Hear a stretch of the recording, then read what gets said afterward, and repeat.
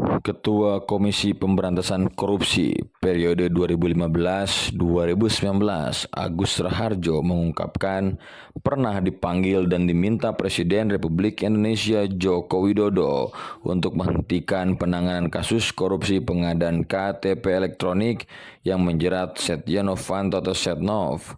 Setnov kala itu menjabat Ketua DPR RI dan Ketua Umum Partai Golkar, partai politik yang pada tahun 2016 bergabung jadi koalisi pendukung Jokowi.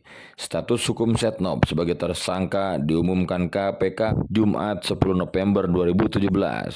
Sebelum mengungkapkan kesaksiannya, Agus menyampaikan permintaan maaf dan merasa ada hal yang harus dijelaskan. Kata Agus, saya terus terang pada waktu kasus EKTP, saya dipanggil sendirian oleh Presiden. Presiden pada waktu itu ditemani oleh Pak Pratikno, Menteri Sekretariat Negara. Jadi saya heran, biasanya manggil pimpinan KPK berlima, ini kok sendirian. Dan dipanggilnya juga bukan lewat ruang wartawan, tapi lewat masjid kecil. Di sana begitu Agus masuk ke ruangan yang dimaksud, Presiden langsung marah. Kata Agus, saya masuk beliau sudah teriak hentikan. Kan saya heran, apa yang dihentikan? Setelah saya duduk, saya baru tahu kalau yang suruh dihentikan adalah kasusnya Setnov.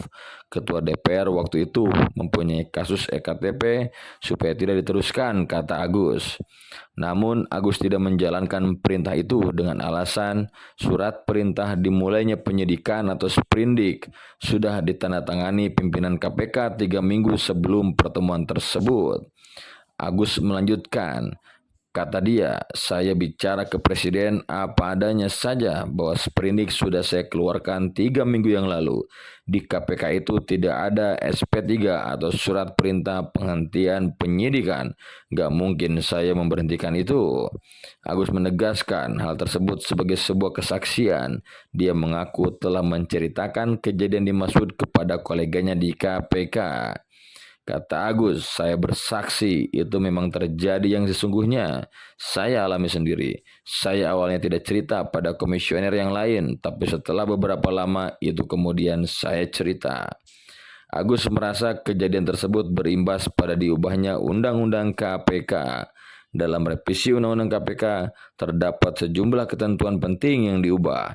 Di antaranya, KPK kini di bawah kekuasaan eksekutif dan bisa menerbitkan SP3.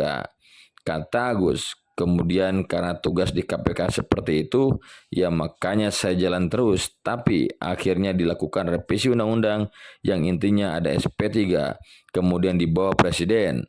Mungkin waktu itu Presiden merasa ini ketua KPK diperintah Presiden kok enggak mau. Apa mungkin begitu?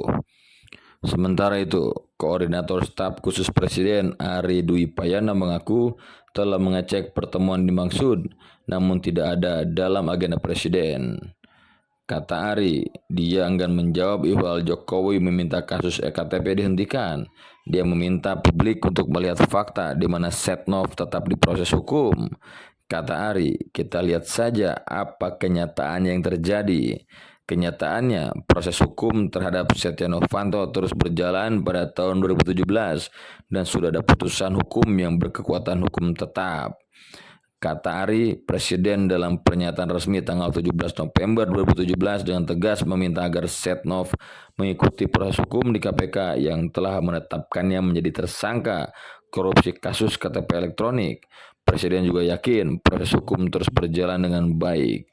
Ari turut mengomentari perihal pembahasan revisi Undang-Undang KPK yang disinggung oleh Agus. Ia menjelaskan, inisiator revisi tersebut adalah DPR, bukan pemerintah.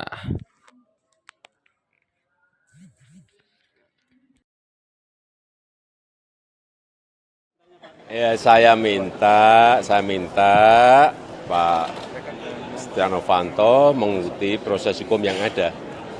Saya yakin proses hukum yang ada di negara kita ini harus berjalan dengan baik. Ya.